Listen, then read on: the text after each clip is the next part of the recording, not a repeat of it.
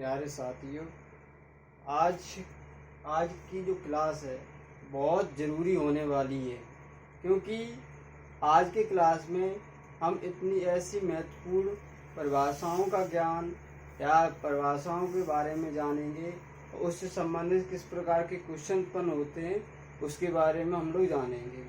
तो मुझे उम्मीद है कि आप लोग अपने अपने घर में होंगे और लॉकडाउन के चलते हुए आपकी जो स्टडी या कह सकते हैं शिक्षा में कोई भी रुकावट न हो, इसलिए जो भी क्लासें हैं हम सभी घर पर ले रहे हैं। तो ये है अपना विद्यालय, और आपके जितने भी पड़ोसी हैं उनसे आप सजेस्ट कर सकते हैं, सजेशन दे सकते हैं कि एडमिशन करवाएं।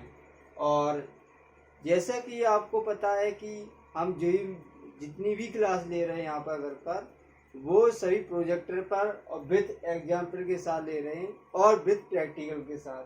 तो ऐसी हमारी क्लास में भी चलेंगी वीडियो और क्लासें। चलिए हम स्टार्ट करते हैं। तो मेरा नाम है संजीव कुमार और आज का जो क्लास 10th का दूसरा वीडियो है और जिसमें हम लोग पढ़ने वाले हैं प्रकाश का परावर्तन और अपवर्तन। और आज देखना आपको कितना अच्छा लगता है। तो आज का वीडियो याद रख लिए 100% नहीं, कम से कम 60% इस वीडियो से आपको ज़्यादा हेल्प मिलेगी। और 60% की बात की जाए तो 60% हम कहना चाह रहे हैं कि 60% पॉसिबिलिटी बनती है ये इस प्रकार के क्वेश्चन पूछने की बोर्ड की। इसलिए ये वाला वीडियो आप ज़रूर देखें, समझें। अगर ना समझ में आए तो हमसे पूछें ज़रूर, कमेंट में ज़रूर लिखें कि सर हमें ये चीज़ समझ में नहीं आ रही है। चलिए आज इस वीडियो में क्या क्या समझेंगे। तो पहली चीज़ हम समझेंगे प्रकाश का परावर्तन। क्या समझेंगे? प्रकाश का परावर्तन। दूसरी क्या समझेंगे? परावर्तन के नियम। तो इसमें हम समझेंगे प्रकाश का परावर्तन की जो हमारे सामने जो घटनाएं होती हैं, लेकिन होती तो हैं, लेकिन हम ये महसूस नहीं कर पाते हैं ये परावर्तनीय घटना हो रही है किसी और की हो रही है। तो इस वीडियो में हम समझेंगे कि प्रकाश की परावर्तन की घटना हमें कहाँ कहाँ मिलती है। और दूसरी चीज, अब इसके कुछ नियम हैं तो इनके हम नियमों के बारे में भी जानेंगे। चलिए और क्या क्या जानेंगे। और हम जानेंगे प्रकाश के परावर्तन से संबंधित कुछ परिभाषाएं। मतलब इसका क्या हुआ, प्रकाश के परावर्तन के अंदर हमें कुछ परिभाषाएं देखने को मिलेंगी और उन परिभाषाओं को हमें भले ही कितनी कोई भी चीज़ छोटी हो, उसको कोई भी चाहे छोटी परिभाषा हो या बड़ी से बड़ी परिभाषा हो, हम आपकी एक भी परिभाषा नहीं छोड़ेंगे। हालांकि ये बात अलग है कि ये परिभाषाएं जो इसमें लिखा है संबंधित कुछ परिभाषाएं, ये काफ़ी बार पूछ ली जाती हैं, लेकिन इनका महत्व बहुत ज़्यादा है। और क्या जानेंगे इस वीडियो में हम, और भी देखें। और इसमें जानेंगे हम प्रकाश के परावर्तन से संबंधित कुछ आवश्यक आंकिक प्रश्न, यानी कि प्रकाश के परावर्तन से किस प्रकार के सवाल हमसे बोर्ड पूछ सकता है, एग्जामिनर पूछ सकता है, और किस प्रकार के यानी कि सवालों की बनने की संभावना है। तो इन चीज़ों के बारे में हम इसमें जानें। चलिए देरी ना करते हुए हम स्टार्ट करते हैं चैप्टर। चलिए, ये आपके सामने एक फोटो है। इस फोटो को देखकर आपको कुछ समझ में आया होगा कि सर इसको हमने कहीं कहीं देखा है।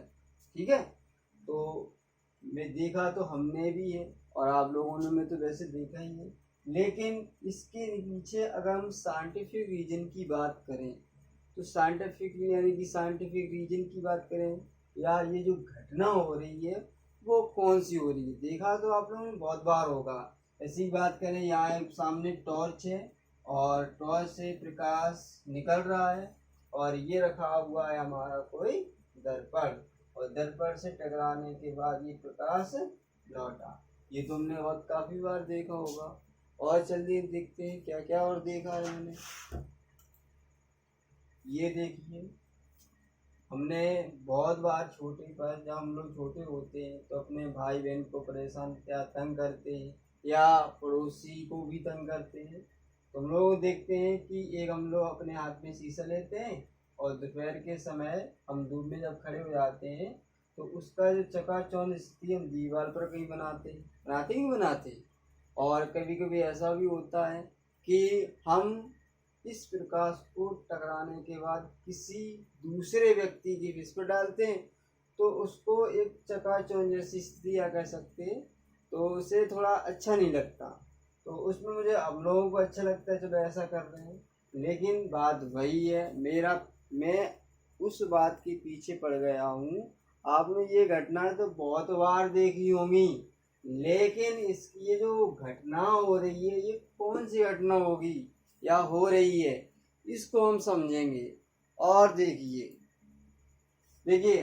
ये चित्र दिखाने से इसका मतलब क्या होता है कि कभी भी अगर हमें कोई परिभाषा याद आती है, मान लीजिए किसी ने पूछा भी है और उस वक्त आपको मान लीजिए नहीं याद आ रही है, लेकिन इन चित्रों से सहायता आपको ये मिलेगी कि आपको थोड़ा बहुत ये रहेगा कि सर ने ये परिभाषा बताई थी, उसमें ये भी चित्र दिखाए थे और ये चित्र दिखाए थे, इसमें ये बन रहा था, तो उससे हो सकता है आपको जो भी परिभाषा है वो काफ़ी समय तक याद रहे। तो ये है क्या, ताजमहल। और ताजमहल की बात करें तो ये ताजमहल है कहाँ, ऐसी बात है इंडिया में है, और इंडिया में भी कहाँ है, उत्तर प्रदेश में। उत्तर प्रदेश में भी कहाँ है, आगरा में। तो ये ताजमहल आपको बहुत अच्छी बात है कि हमने आप लोगों ने शायद है देखा होगा, लेकिन हम दिखा रहे हैं ताजमहल इस प्रकार से होता है। लेकिन इसके अंदर इस पिक्चर में आपको कोई चीज़ नज़र आ रही है, वो क्या नज़र आ रही होगी, इस ताजमहल के आगे ये देखिए पानी भरा हुआ है, लेकिन आप लोगों ने सुना होगा कि ताजमहल आगरा में सिर्फ एक ही है, और एक ही है, लेकिन इसमें तो हमें कितने नज़र आ रहे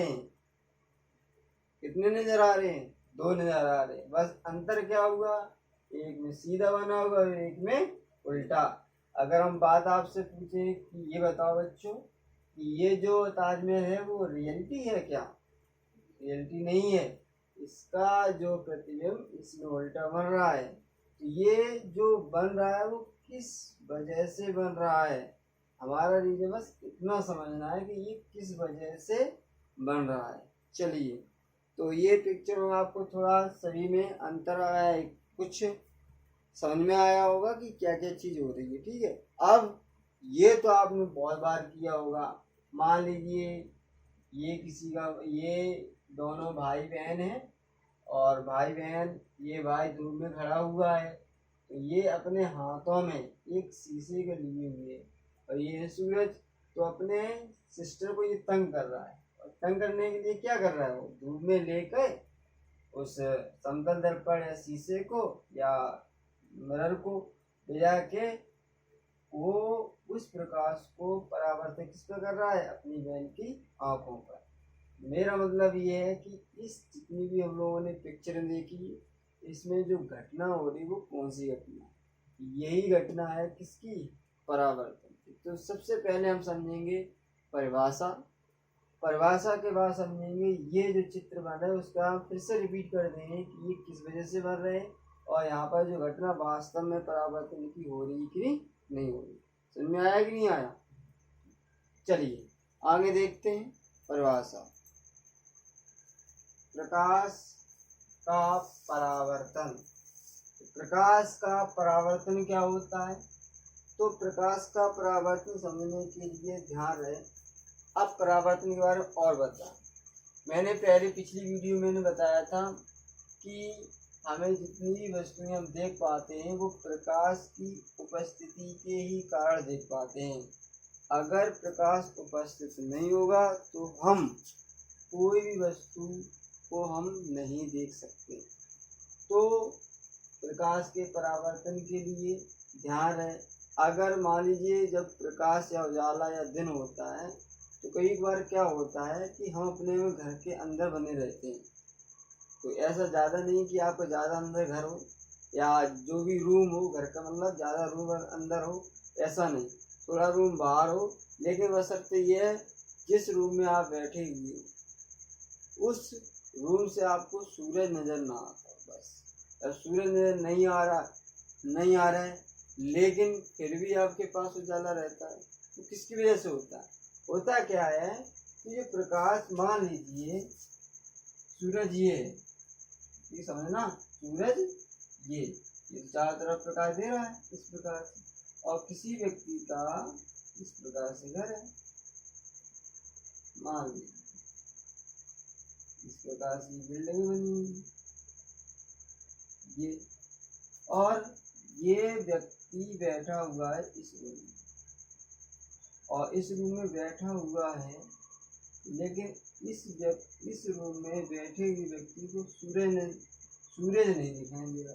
देखो हो क्या रहा है, यहाँ इस रूम में लाइट भी नहीं है, कोई भी इलेक्ट्रिसिटी नहीं है, तो इस रूम में थोड़ा उजाला, वो उजाला है किसकी वजह से? सूरज की वजह से। लेकिन इस व्यक्ति को तो सूरज नजर नहीं आ रहा, और सूरज नजर नहीं आ रहा है तो इसका मतलब क्या हुआ, यहाँ से जो प्रकाश की किरणें और बिल्डिंगे या और घर बने होंगे उनसे टकरा कर यहाँ पहुँच रहा होगा। ये टकरा कर जो घटना हो रही है वो कौन सी घटना हो रही है? प्रकाश के परावर्तन की। अब हम तो बताएंगे प्रकाश का परावर्तन होता क्या। चलिए तो सबसे पहले प्रकाश के परावर्तन की बारे में बात करें। प्रकाश का परावर्तन यानी रिफ्लेक्शन ऑफ लाइट, जब प्रकाश चिकने या पॉलीदार सतह से टकराता है तो टकराकर उसी माध्यम में वापस लौट जाता है, इस घटना को हम परावर्तन, प्रकाश का परावर्तन कहते हैं। देखो सबसे पहले बताएं परावर्तन का शब्द का मतलब समझो। परावर्तन शब्द का मतलब क्या होता है? परावर्तन शब्द का मतलब होता है किसी चीज को वापस लौटना। जैसे कि बात करें एग्जाम्पल, हम लोग कभी कभी कह देते हैं एक दीवार होती है और कोई भी व्यक्ति अपने हाथों में गेंद लिए होता है, तो गेंद लिए होता है तो वो किस मारता है? जमीन पे टकराती है गेंद, जमीन टकराने के बाद कहाँ जाती है? दीवार से टकराती है, उसके बाद इसके हाथों पे आती है। ये बार बार टकरा कर फिर वापस लौटना, ये परावर्तन की घटना या परावर्तन होता है। परावर्तन का सीधा सीधा मतलब होता है किसी चीज को वापस लौट कर मिलना। जैसे कि बात करें, अगर आपका कोई दोस्त हो उसके चांटे मार दे तो वो फिर छोड़ देगा, वो भी तो चांटे मारे। अगर आपने चांटा मारा, उसने अगर चांटा मारी, तो वो चांटा मारना वो क्या हुआ? परावर्तन ही हुआ। तो इसका मतलब समझ लें परावर्तन का। अब परावर्तन की परिभाषा की बात करें तो परावर्तन की परिभाषा है कि बात एक शब्द से मिला माध्यम। माध्यम को और समझना बहुत जरूरी है। चलिए माध्यम को समझाते हैं। माध्यम क्या, कैसे पहचाने कि हम क्या माध्यम। इमेजिन कर लें या सपोज दैट करें कि कोई भी व्यक्ति हो, उसके चारों जो भी उत्पन्न होगा उसी को हम क्या कहते हैं? हम माध्यम। अगर हम आपसे पूछें कि बताइए कि आपके चारों ओर क्या है, तो आप लोग घूम रहे होंगे कि मेरे चारों तरफ तो दीवारें हैं, आसमान है, लेकिन वाकई में आप लोग चीज भूल रहे हैं। हमारे चारों तरफ, या ऐसे भी कह सकते हैं कि हम जिसमें रहते हैं उसके चारों ओर क्या है? वायु है। इधर भी देखें वायु, इधर भी देखें, ऊपर नीचे, तो ऐसा भी कह सकते हैं वायु में हम, या कैसे डूबे हुए, हमारे चारों ओर क्या हुआ? वायु हुआ। तो हम कौन से माध्यम में रहते हैं? वायु माध्यम। माध्यम का मतलब कहीं पता करना हो तो उस व्यक्ति के चारों ओर देख लीजिए, पता पड़ जाएगा वो क्या, कौन सा माध्यम। अगर बात करें मछली कौन से माध्यम में रहती है? मछली रहती है जल में। क्यों? क्योंकि जो भी मछली है उसके चारों ओर क्या है? जल है, हम कह सकते हैं जल माध्यम। माध्यम समझ में आ गया कि माध्यम हम कैसे पहचानेंगे। अब हम समझते हैं प्रकाश के परावर्तन की। तो इसमें हम कुछ जरूरी पॉइंट भी बताएंगे, क्या क्या पॉइंट होते हैं। तो सबसे पहले प्रकाश की जब प्रकाश किसी चिकने या पॉलीदार सतह से टकराकर उसी माध्यम में वापस लौटता है, इस घटना को हम क्या कहते हैं, प्रकाश का परावर्तन। मतलब क्या हुआ, प्रकाश के परावर्तन की घटना के लिए सदैव प्रकाश की किरण जिस माध्यम से आए और उसी माध्यम में वापस लौटनी चाहिए, तभी हम कह सकते हैं प्रकाश का परावर्तन है, अन्यथा नहीं। अगर मान लीजिए ये वायु में आ रही है, मान लीजिए ये जो किरण है वो कौन से माध्यम में आ रही है, वायु में, तो मैंने बताया प्रकाश के परावर्तन की घटना के लिए जिस माध्यम में आती है और उसी माध्यम में वापस लौटनी चाहिए, तो किस में जानी चाहिए, फिर वायु में जा रही है। अगर ये जल में जा रही है, मान ली जल में आ रही है, तो परावर्तन घटना के लिए किस में भी जाना चाहिए, जल में। ऐसा नहीं कि यहाँ जल हो जाए और यहाँ आपका वायु हो जाए, तो ये आपका परावर्तन घटना नहीं कहलाएगी। तो इस परिभाषा के अंतर्गत हमें एक चीज का ध्यान रखना है कि परावर्तन की घटना के लिए प्रकाश की किरण जिस माध्यम से आए और उसी माध्यम में वापस लौटनी चाहिए। तो ये होता है प्रकाश के परावर्तन। अगर हम दूसरी परिभाषा के बारे में अगर हम पता करें तो दूसरी परिभाषा वही का वही है कि जब प्रकाश किसी चिकनी सतह तथा पॉलिशदार सतह पर आपतित होता है, तो ये तो है, तो उसका अधिकांश भाग लिखा है उसी माध्यम में, मतलब क्या, वो जिस माध्यम में आए उसी माध्यम में वापस चली जाए। तो इस घटना को हम क्या कहते हैं, प्रकाश का परावर्तन। देखिए सभी लोग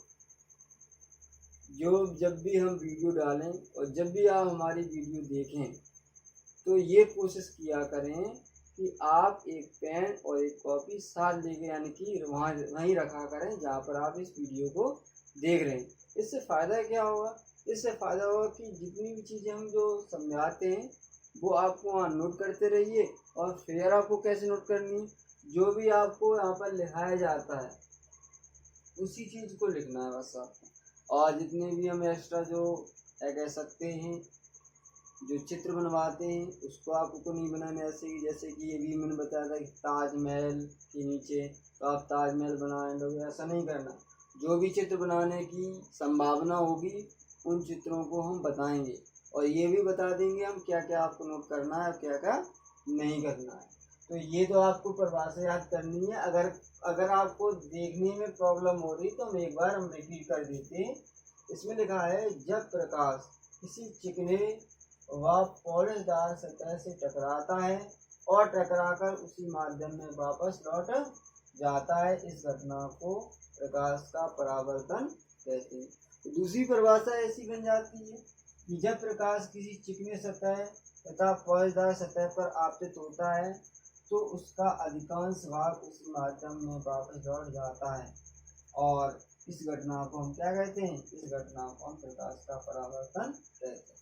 याद रहे ये शब्द है आपतित। आपतित का मतलब क्या होता है, आना, ठीक है। आपतित का मतलब क्या होता है, आना। ये चीजें हैं। पॉलिशदार आप लोग जानते हो, पॉलिशदार भी कह सकते हैं, खुरदरे भी कह सकते हैं, जैसे कि हमारे दीवारें हैं सब खुरदरी हैं। चिकने की बात करें जैसे जल का सतह है या कांच का सतह है तो ये हम चिकनी सतह भी बोल सकते हैं। तो इनसे प्रकाश जो है टकराता है। सोचो अगर पॉलिशदार सतह से अगर न टकराता हो तो क्या होता क्या, जितने भी मकान बने हुए इसमें क्या उसके अंदर प्रकाश ही नहीं पहुंचता, अंधेरा मिलता बस और कुछ नहीं होता। चलिए नेक्स्ट चित्र के द्वारा समझते हैं। तो यहाँ चित्र में आप लोगों को दिखाई दे रहा होगा, ये देखिए किरण, ये ध्यान रहे ये वाले आपको चित्र बनाने हैं और यहाँ लिखा है रेगुलर और स्पेकुलर रिफ्लेक्शन। तो इसको आपको लिखना है, कुछ नहीं,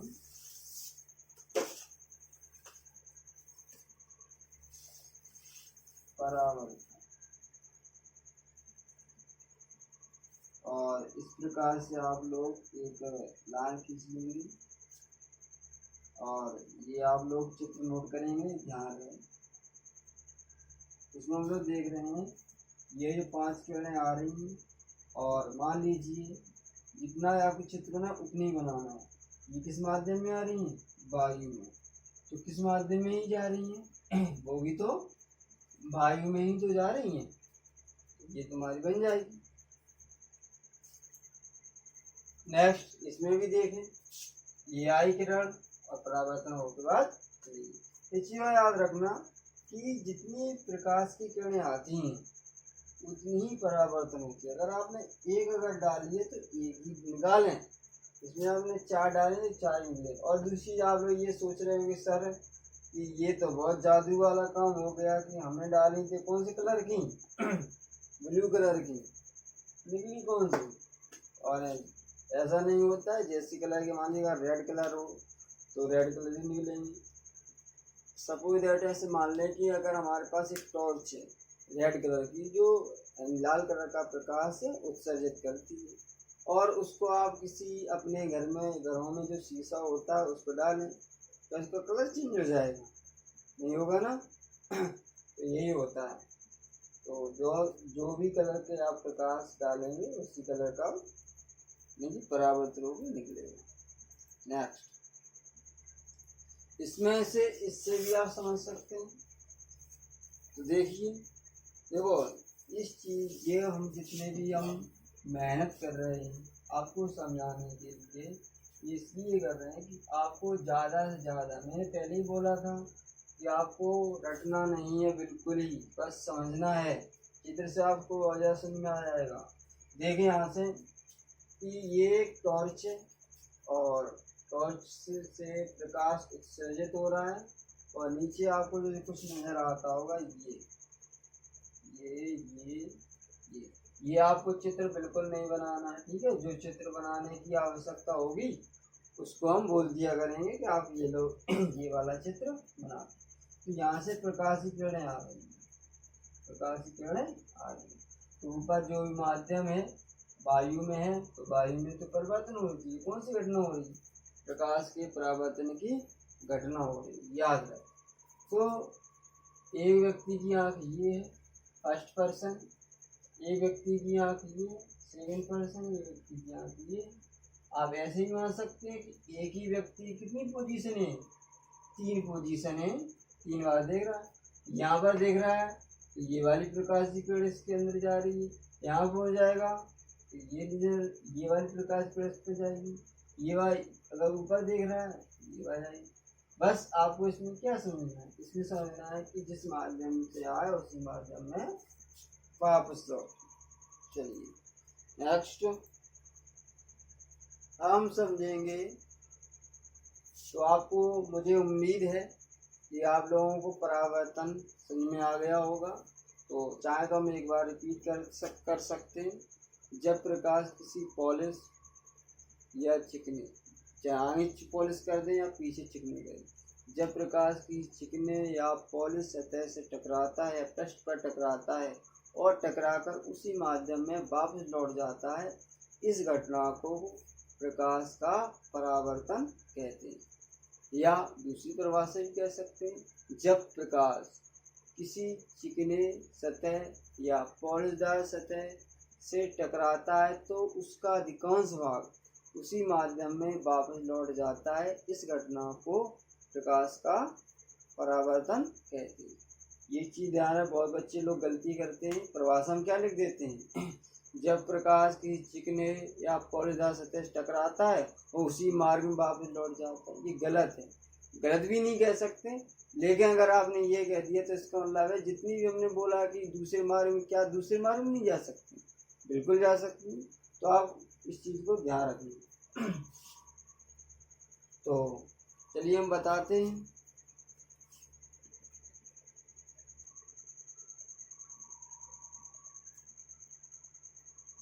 चलिए तो हम बात कर रहे थे परावर्तन के नियम, याद रहे। तो प्रकाश का परावर्तन और परावर्तन के नियम, ये आप बहुत ज़रूरी हैं, इनको आपको बहुत ध्यान से पढ़ना और समझना है और याद भी रखना है। तो बात करें परावर्तन के नियम की। परावर्तन के नियम यानी कि प्रथम नियम क्या होता है, इसमें आपतित किरण, अविलंब तथा परावर्तित किरण तीनों एक ही तल में होते हैं। ये होती नहीं है, ये होते हैं, याद रखना, यहाँ होती नहीं, होते हैं, ठीक है।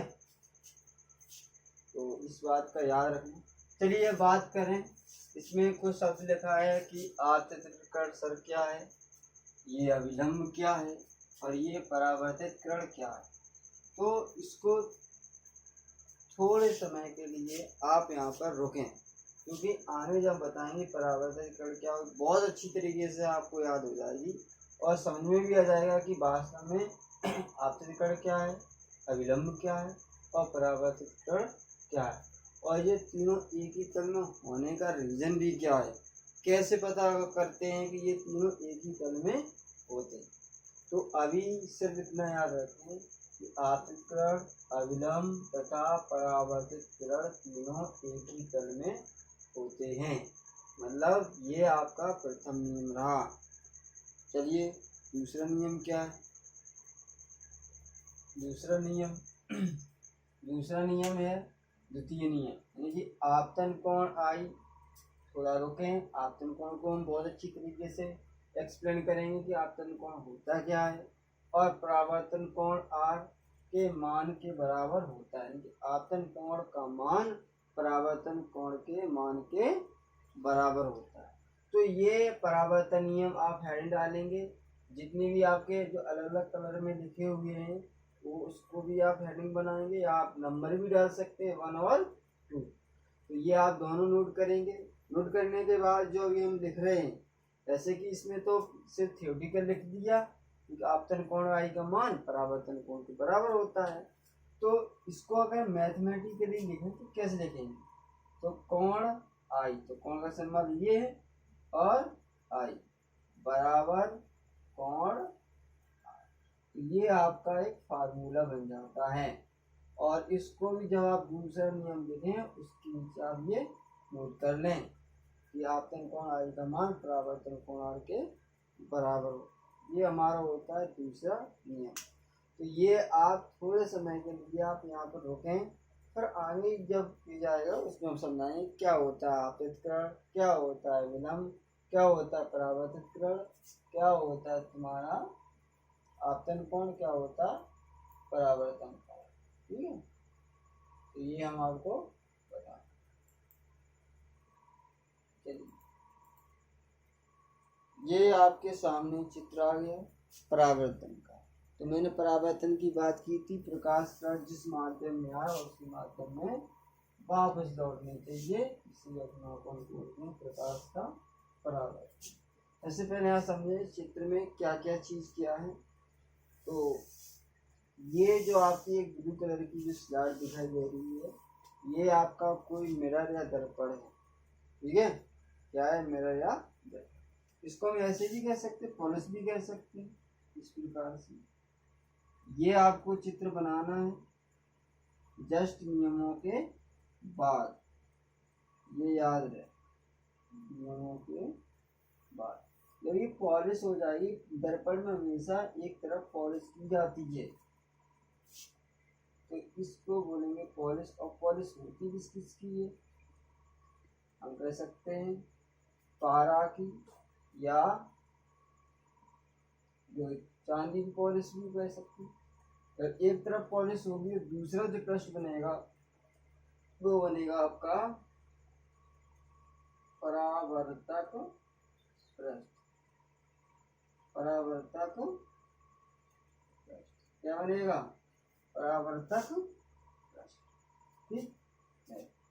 परावर्तक पृष्ठ के जो आपको डॉट डॉट जो लंबवत रेखा है, उसको हम क्या बोलते हैं, उसको बोलते हैं हम अभिलंब।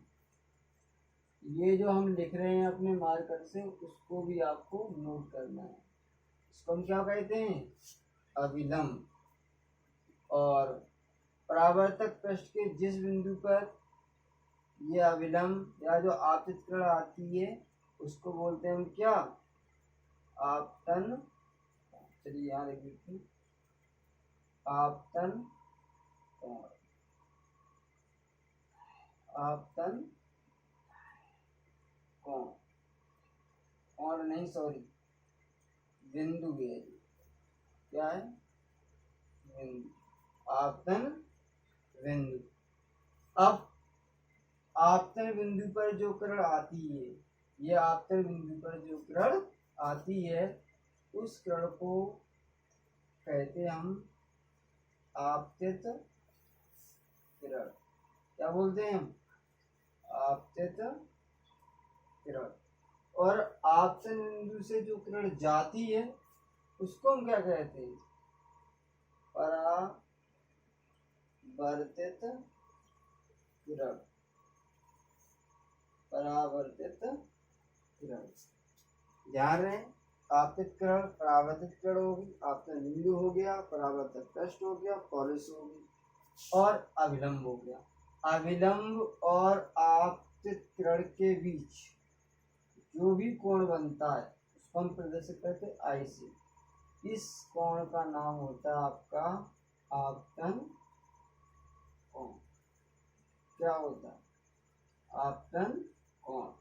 और अविलंब तथा परावर्तक किरण के बीच जो कोण बनता है उसको प्रदर्शित करते हैं स्मॉल आर से। इसका नाम है आपका परावर्तन कोण। क्या नाम होता है, परावर्तन कोण। तो इस चीज का याद रखें। तो ये हमारे जितने भी भाग हैं उसके सब सारे भाग हो चुके हैं, इनके बारे में अभी हम डिटेल में करेंगे। चलिए तो फिर से एक बार रिपीट कर दें। तो ये एक दर्पण है, इस पर जो किरण आ रही है और ये किरण जा रही है।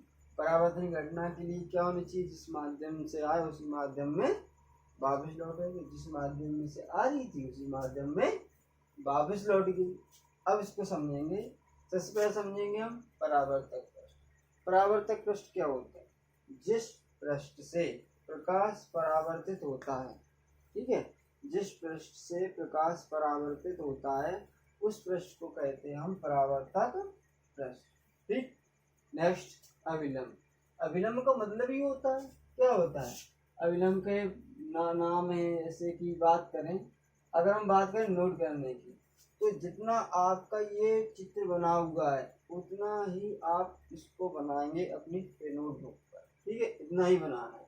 और अभी जो भी हम ऐड करें उसको नहीं बनाना है। इसको हम बोलते हैं लंबवत। इसको क्या बोलते हैं, लंबवत भी कहते हैं, अविलंब भी अविलंब भी कहते हैं, लंबवत भी कहते हैं, लंब भी कहते हैं। इसका मतलब क्या होता है, 90 डिग्री। तो इनके बीच कितना एंगल है, 90 डिग्री तो है, इसीलिए इसे हम क्या बोलते हैं, हम अभिलंब। इसको बोलते हैं हम लगाया कह सकते हैं। परावर्तक पृष्ठ के लंब जो रेखा होती है उसको बोलते हैं हम अभिलंब। अब बात करें हम आपतन बिंदु, इसकी बात करें आपतन बिंदु। तो आपतन बिंदु की बात करें तो ये परावर्तक पृष्ठ, जो आपतन बिंदु है वो परावर्तक पृष्ठ पे तो होता है। तो ये नहीं हुआ, समझ में नहीं आता, बता दे रहा हूँ कि परावर्तक पृष्ठ पर ही आपतन बिंदु होता है। तो आपतन बिंदु पर आपतित किरण, परावर्तित किरण, अविलंब तीनों स्थित होते हैं। ऐसे भी समझ सकते हैं, या ऐसे कह सकते हैं, परावर्तक पृष्ठ के जिस बिंदु पर आपतित किरण आती है, परावर्तक पृष्ठ के जिस बिंदु पर आपतित किरण आती है उस बिंदु क्या कहते हैं हम, आपतन बिंदु। ठीक, क्लियर। उसके बाद आपतित किरण की बात करें तो आपतित बिंदु पर जो किरण आती है उसको क्या बोलते हैं हम, आपतित किरण। आपतन बिंदु से जो किरण जाती है उस किरण को क्या बोलते हैं हम, परावर्तित किरण। अब बात करें आपतन कोण की, अविलंब तथा आपतित किरण। अविलंब तथा आपतित किरण के बीच जो कोण बनता है उसे कहते हैं हम आपतन कोण। और अविलंब और परावर्तित किरण के बीच जो कोण बनता है उसको बोलते हैं हम क्या, परावर्तन कोण। अब बात करें नियमों की, तो नियम के पहले क्या कह रहा था, नियम पहले ये कह रहा था कि आपतित किरण, अविलंब और परावर्तित किरण तीनों कैसे होते हैं, एक ही तल में होते हैं। कैसे पता, तो इसे समझो। यहाँ देखो ये किरण कैसे, मान लीजिए मैंने व्हाइट बोर्ड को ही मैंने मान लिया कि वो तल है, ठीक है, तो ये जो आपतित किरण आ रही है वो स्पर्श करती हुई आ रही है, ठीक, और परावर्तित किरण भी क्या, वो भी स्पर्श करते हुए जा रही है, और अविलंब भी स्पर्श करते हुए, तो ये तलवी तो हो गए।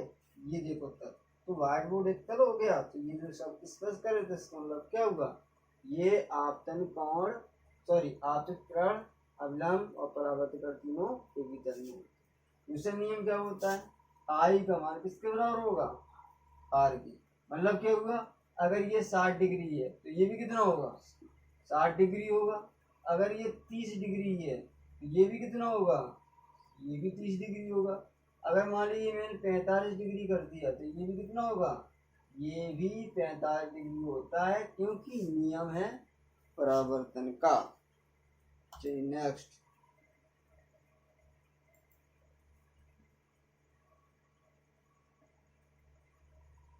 ये आपको बाद में करेंगे, पहले करेंगे नोट, नोट नोट नोट। चलिए नोट, नोट तो मतलब छोटी छोटी यादें हम इसमें पता करेंगे। तो ये आपका चित्र है और चित्र के बारे में बता दे रहा हूँ, वही चीज़ आप पॉलिश कर लीजिए। ये पॉलिश चित्र ये वाला आपको दोबारा नहीं बनाना, ये याद रहे। ये आपका क्या हो जाएगा, परावर्तक पृष्ठ, ये हो जाएगी हमारी पॉलिश। ये जो किरण आ रही है इसको क्या नाम देंगे हम, इसका को नाम देंगे आपतित किरण, आपतित किरण। ये आपका बिंदु, इस बिंदु क्या कहते हैं हम, आपतन बिंदु, आपतन बिंदु। इस किरण का नाम परावर्तित किरण। ये कोण आई, ये हो जाएगा तुम्हारा आपतन कोण, ये हो जाएगा तुम्हारा अभिलंब, ये हो जाएगा तुम्हारा, सॉरी ये कोण आर, ये हो जाएगा तुम्हारा परावर्तन कोण। ये चीज है। अब देखिए परिभाषा कैसे कैसे बनेगी। पहली परिभाषा है आपतित किरण। मैंने बताया था आपतित क्या होती है, परावर्तक पृष्ठ के आपतित बिंदु पर जो किरण आती है उसे हम क्या कहते हैं, आपतित किरण। तो परावर्तक पृष्ठ पर जो किरण आती है उसे आपतित किरण कहते हैं। नेक्स्ट, आपतन बिंदु, परावर्तक पृष्ठ के जिस बिंदु पर आपतित किरण आती है उस बिंदु को क्या कहते हैं हम, आपतन बिंदु कहते हैं। तो ये देखिए आपतन बिंदु पर ये किरण आ रही है तो इसको, इस बिंदु को क्या बोलेंगे हम, आपतन बिंदु। नेक्स्ट, अविलंब, परावर्तक पृष्ठ पर जो भुजा लंबवत होती है उसे क्या कहते हैं, अविलंब कहते हैं। तो परावर्तक पृष्ठ के लंबवत जो भुजा होती है उसे क्या कहते हैं हम, अविलंब। रेखा या भुजा एक ही बात है। नेक्स्ट, परावर्तित किरण, परावर्तित किरण क्या होती है, परावर्तित पृष्ठ के आपतन बिंदु से जो किरण जाती है उसे क्या कहते हैं हम, परावर्तित किरण। नेक्स्ट, आपतन कोण, आपतन कोण क्या होता है, अविलंब तथा आपतित किरण के बीच जो कोण बनता है उसे क्या कहते हैं हम, आपतन कोण। और परावर्तन कोण, अविलंब तथा परावर्तित किरण के बीच जो कोण बनता है उसे क्या कहते हैं हम, परावर्तन कोण कहते हैं। याद है यहाँ पे लिखा है स्मॉल आई और यहाँ लिखा है स्मॉल आर। इसे स्मॉल आर से प्रदर्शित कर लें तो स्मॉल आर है, ठीक है, याद रखना इसमें छपा नहीं है, स्मॉल आर से प्रदर्शित।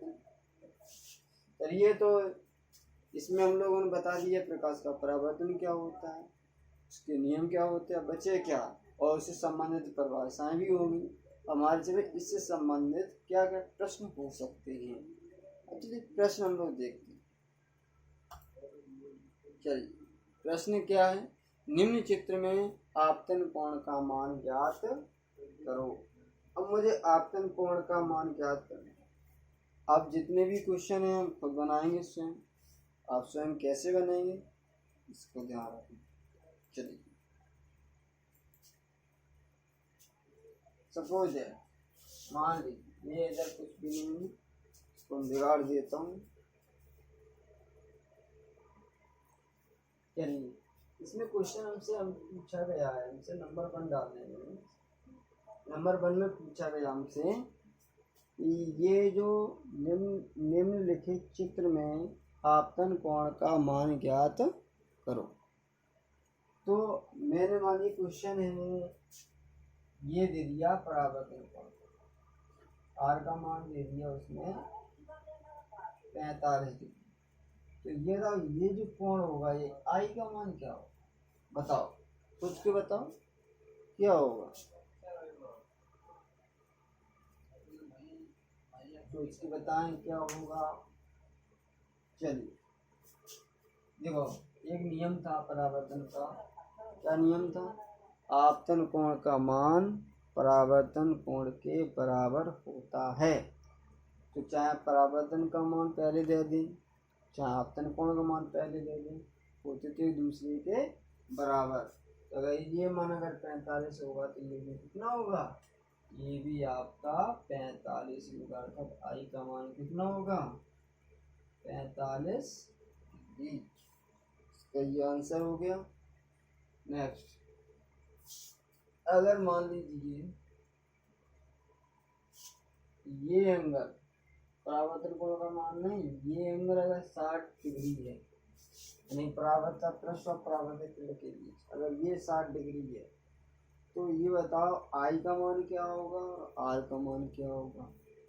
देखें तो ये पूरा कितना होता है, ये होता है हमारा 90 डिग्री, ये कितना है 60, तो ये कितना बचा, ये बचा 60, कितना कम है 90 60 घटाओ कितने बचे 30।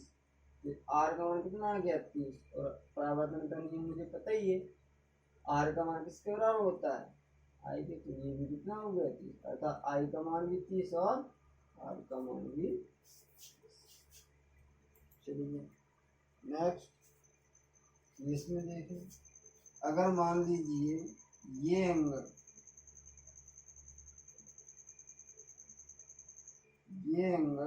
अगर मान लीजिए 40 डिग्री है, तो ये तो आई का मान कितना होगा, ये बताओ आई का मान क्या होगा। चलिए देखते हैं, ये कितना है 90 डिग्री, ये 40 है तो ये कितना बचा 10 डिग्री 50, तो आई का मान कितना हो गया 50। नेक्स्ट, इसके बारे में बात करें, अगर मान लें ये पूरा यहाँ से यहाँ तक कितना है, ऐसे मान लें 120 डिग्री है, ये कितना होगा, आई का मान कितना होगा आर का मान। मुझे पता है परावर्तन के ये दूसरे कैसे होते हैं, बराबर होते हैं, तो इन दोनों का योग के बराबर ही तो 120 है, ऐसा कह सकते हैं आई प्लस आर बराबर 120 डिग्री। और परावर्तन के नियम से आई और आर एक दूसरे बराबर होते हैं, तो आई प्लस आई बराबर 120 डिग्री और 2i बराबर 120 डिग्री, और आई का मान कितना हो गया 60। तो ये किसका मान होगा, आर का मान होगा। बस ऐसी परावर्तन के नियम है, इनको हम क्वेश्चन बना दे रहे हैं आप लोगों के सामने, और इनके जो आंसर हैं वो मुझे चित्र बनाने के बाद रफ पर उसके कमेंट में या ग्रुप पे आप सेंड कर सकते हैं मेरे पास कि सर इसके आंसर ये हैं। चलिए हम बना दे रहे हैं, आप लोग जरूर करें, इस पर प्रैक्टिस करें। और ज़्यादातर परावर्तन से यही सवाल बनते हैं हमारे, और ज़्यादा नहीं बनते।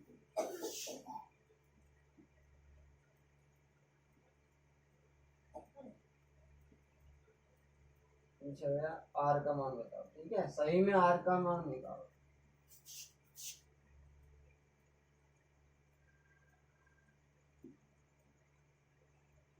इसमें आपको आई का मान बताना।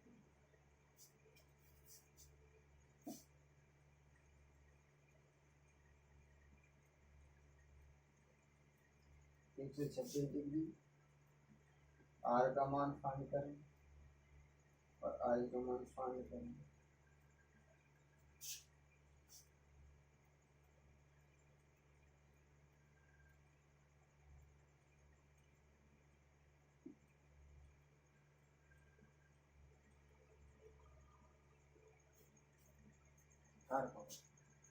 तो जितने भी आपके ये 4 सवाल हैं और इन 4 सवालों को आप प्रॉपर नोट करें, प्रैक्टिस करें और पढ़ें। तो आप लोगों से रिक्वेस्ट है, thanks you for watching and आप देखने धन्यवाद, बहुत बहुत धन्यवाद। और इस वीडियो को आप सब्सक्राइब करें और लाइक करें, कमेंट, जो चीज़ अगर आपको समझ में नहीं आ रही है तो कमेंट करके बताएं। और बहुत बहुत धन्यवाद। अगर आपको ये वीडियो पसंद आती है तो कृपया करके लाइक और कमेंट जरूर करें और बताएं हमें, जिससे कि आगे की जितनी भी रोचक वीडियो हैं बहुत अच्छी तरीके से आपको हम समझाते रहेंगे। Thank you.